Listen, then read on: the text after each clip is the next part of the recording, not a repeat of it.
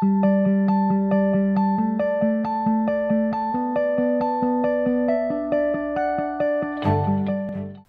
morning.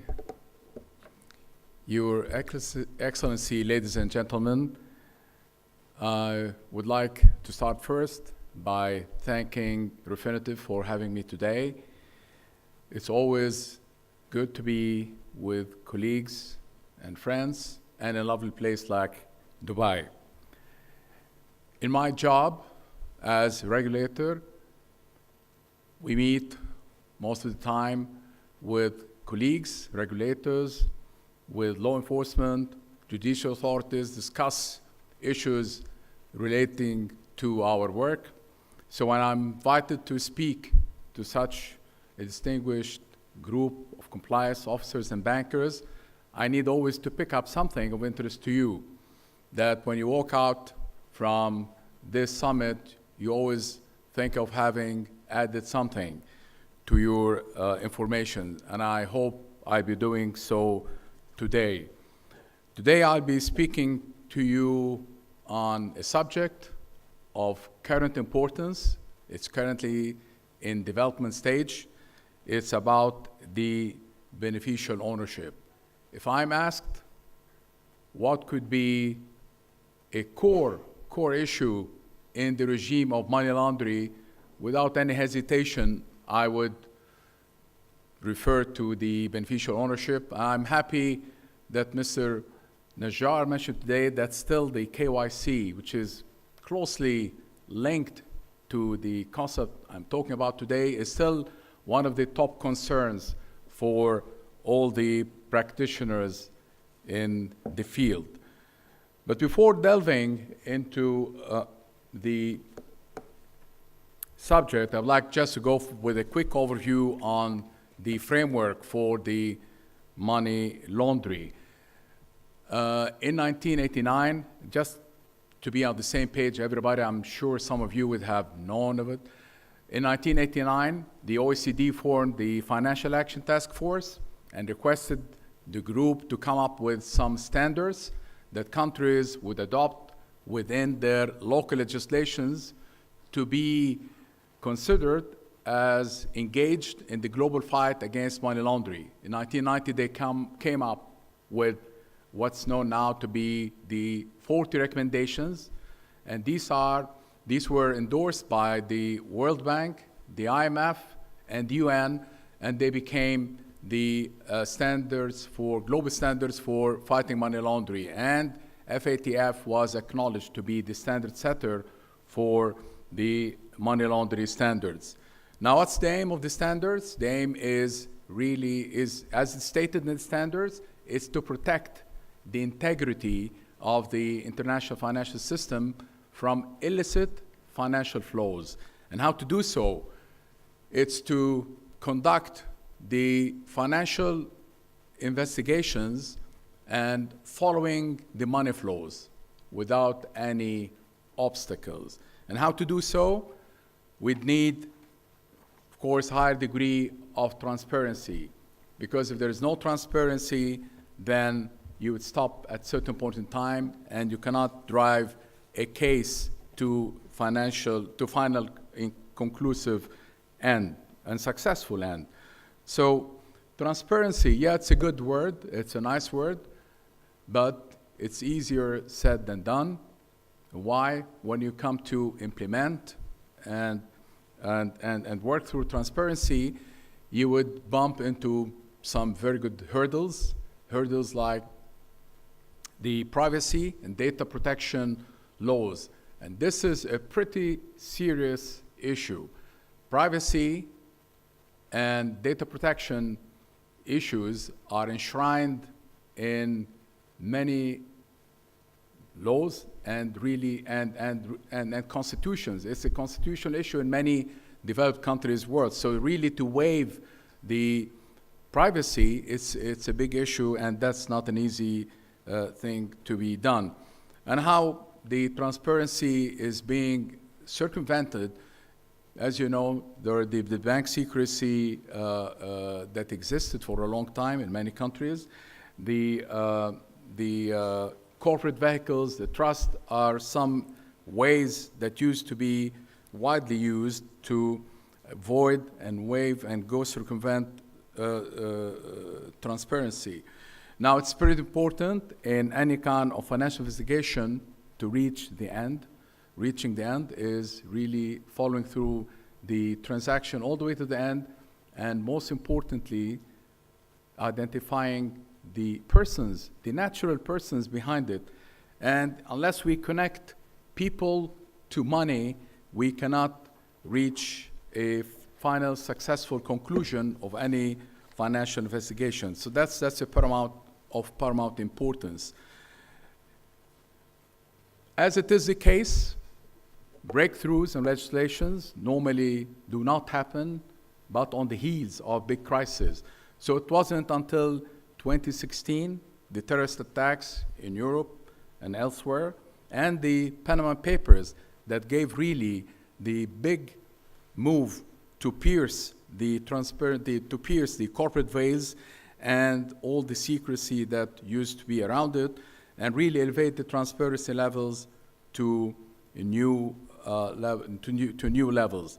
And now, as you see, the Swiss bankers who used to be marketing the bank secrecy, one of the ultimate bank secrecy in the world, then we see them talking more, not more, raising the banner of transparency, a 180-degree shift from total and very high bank secrecy all the way to transparency. So transparency now is the way moving forward.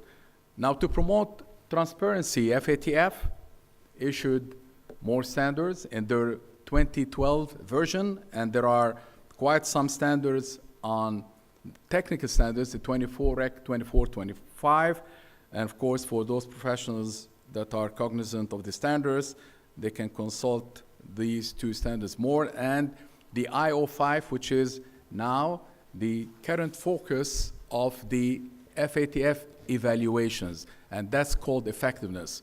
The recommendations of FATF deal with technical compliance, that is, if your legislation has it or does not have it. And there is another set of standards, which is called the effectiveness, the immediate outcome. There are 11 standards for measuring the effectiveness of implementing the laws and regulations in a country. And the two sets, the recommendations on technical standards and the effectiveness one, make the whole regime that is used by FATF to assess countries. Now, I've talked a bit on the beneficial ownership. Let's examine a bit the definition. The definition on beneficial ownership, as it goes in the standards, it is the natural person. We need to get to the natural person. Any natural person who ultimately owns or who exercises effective control directly or indirectly over another natural person or a legal person. And of course, that person on whose behalf the transactions are performed. Now, of course, the indirect ownership includes situations in which ownership or control are exercised through a chain of ownership or by means of other control-like legal arrangements. When we talk about ownership, we need to distinguish between two types of ownership. You as compliance officers or bankers, when you have a bank account, or compliance officers, when you are examining a bank account, there's always a person, the account holder.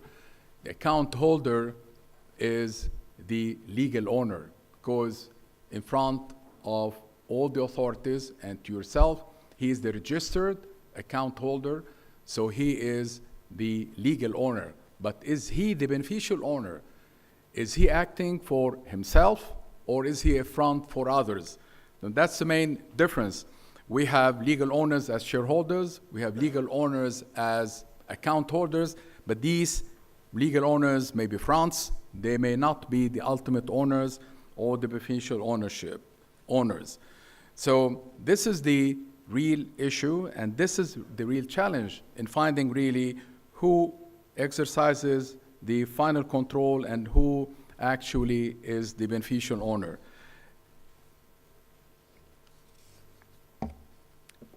Well, there's a process which goes into 3 steps in identifying the beneficial ownership. First of all, you'd find the natural person, examine the person, do some risk assessment in order to be confident or get some kind of satisfaction that he is the owner. If not, if there is any kind of suspicion, you move to another step whereby you examine who actually holds the majority of voting rights or the rights to appoint or dismiss the majority of the administrative body of the entity under consideration. If there is nothing you can find here, then you move really to identify the senior managerial positions who would be deemed really to be the beneficial owner. So in any kind of situation, you should determine who is the beneficial ownership, and this is an exercise that has to be undertaken in order to get satisfaction as who is really behind the entity or the transactions. The requirement as per Rec 24 and IO5 is, as I mentioned quickly earlier, is to take a risk assessment of the legal persons to get satisfaction that the legal person is the beneficial ownership, and to collect all the relevant information if he's not on the beneficial owner, because he could voluntarily disclose that he's acting on behalf of others. So then you would need to identify that the legal owner is XYZ, but the beneficial owner is ABC, and you need to report that to the company registry. So for the company registry, you need to report the basic information about the company name, incorporation details, status, address, etc.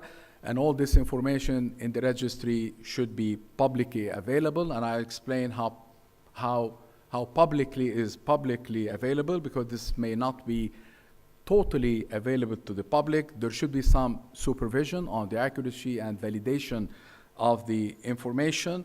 And then the system should have some sanctions when there is failure to comply with all these requirements. So in a beneficial ownership situation, you have a number of stakeholders. The number of stakeholders who have interest in the beneficial ownership, who have something to do with it, is the company itself, which has the legal person, the primary role to identify its beneficial owners and disclose those. And all these information should be available and accessible to the competent authorities, specifically to law enforcement. There should be some supervision to validate the information. The national authorities have a role. The co-shareholders also need to know who are the beneficial ownership in the company. The company registry should get all the information, and also the obliged parties should be giving the same information to the registry. Now, the recent AML directive, the 5th AML directive in Europe, and I'll tell you why I'm talking about Europe, not anywhere else.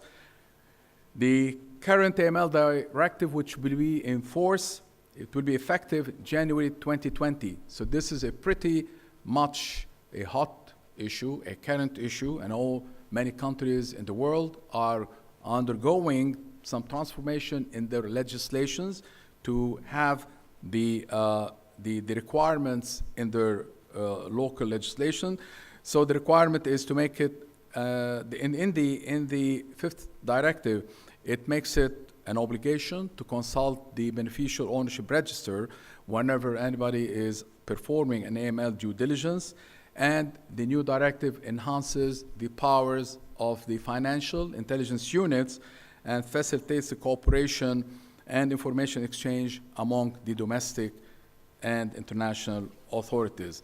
Some examples about some of those countries at the forefront now of implementation. Belgium already went live by November 30th. Its laws would require the access to the beneficial ownership register by tax authorities, the FIUs, and law enforcement. and an entity have a duty of the CDD, that's the compliance due diligence on its customers. Ordinary persons have access to the beneficial ownership, but it's limited access that it doesn't, the public at large doesn't have the full access to all the data. There's the private data on professional address and national ID that are exempted. And pretty much the same in Luxembourg, but Luxembourg, the law enters in force on March 1st, 2019.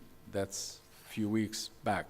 Now, my favorite model, which is really the most compliant model, is the UK model. The UK was at the forefront of making the beneficial ownership public, and the private companies should determine the people with significant control, i.e. all shareholders having a stake in excess of 25%, that the companies would need to validate the identity as whether they are the legal owners or the beneficial owners, and then disclose that to the public registry. So it's the company obligation at the first place to identify the beneficial ownership and disclose it public registry. And then the law, this is the good thing about it, is empowering the company. The company has some coercive kind of powers when requesting information from the shareholders to ensure that the legal shareholder is the beneficial owner. So if the shareholders refrain from giving the company some data that they want, then the company can go or use some pressure. One, they can deprive that individual from attending the general assemblies or voting or having any kind of a director position, and mostly, which is quite good, they can withhold paying dividends to that individual. So they have some powers to enforce the collection and the rightful collection of the data, and then they have to file it with the registry. And if there is any failure on that, then there are sanctions on the company or the legal person itself. And the UK is among one of the few countries which achieved a substantial level of effectiveness in the IO by the FATF assessment. There are other measures requested by the FATF standards to improve transparency levels. One, higher limitations to bank secrecy. Two is the central bank ID, and this is a growing trend in the world, whereby whatever you have within the country, a bank account, there is a root in the bank account, which is your personal ID. So wherever you are, you have this root you have this ID within your bank account number. In Italy, one of the earlier countries which have this in place, the prosecutor can, from his own office, access the central ID of the individuals and get their bank ID, and he can identify and know the individual bank accounts within the country.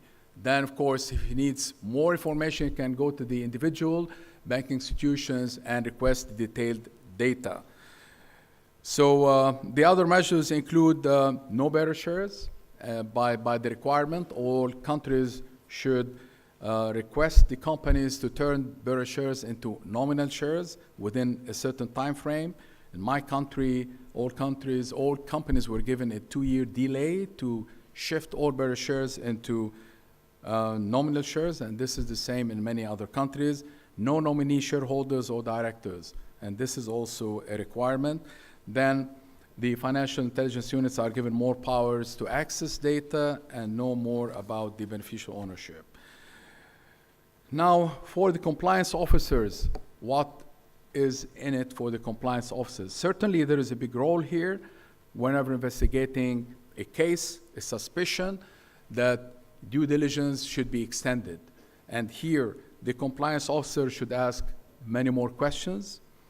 And when the suspicion is there, to carry out an enhanced due diligence exercise that is asking for more documents, more analysis, and even conducting visits. The compliance officer should seek to obtain as much additional supporting documents as possible, validate the gathered documents, and cross-check these documents, seek to cross-check also with open available source documents, and if need be, go to a face-to-face kind of an interaction or meeting. It should be an ongoing feedback, and of course, there should be always interaction with the regulator or supervisor to ensure that they got the right information. So in case of doubt, what you may need to do at the outset, opening the account, you simply do not open the account, and this is an old standard. And during the relationship, if something comes up, like a young guy, 35 years old, his account started showing significant transaction, and then few millions are showing in the account, which are not justifiable, doesn't have inheritance, and the years of work do not justify having such amounts in his account, then this is quite a reasonable kind of a doubt to ask more questions. Where did he come with the money? It is his money or somebody else's money. So in case there is doubt of transaction or you reach that kind of stage, you hold on the execution. And certainly, if you have more problems, that's the point where you need to report. So if you suspect it, you need to report it. And finally, are we with these measures really done to a higher level on transparency? The quick answer is no. We still have major jurisdictions in the world that uphold the legal professional privilege, which means your lawyer could be your representative, and he's not allowed to disclose who is his client. And this is based on the legal professional privilege, and this is a long story and may take a whole session maybe to talk about it, but this is a real problem still existing in many large, or several, let's say, large jurisdictions in the world, and really poses a real challenge because there is no point in conducting an investigation halfway through, you bump into something, you bump to the lawyer, and you know the lawyer is not the beneficial ownership, and you cannot cross that hurdle. So you cannot carry the case to successful ends, and if you don't, then you cannot bring the perpetrators to justice, and it stops there. And then the criminals or perpetrators can continue doing whatever they're doing. So this is what I have for you today. I hope I would trigger some thoughts in your minds, and really you'd work more on this current issue that's really under development in many countries of the world. Thank you for having me today.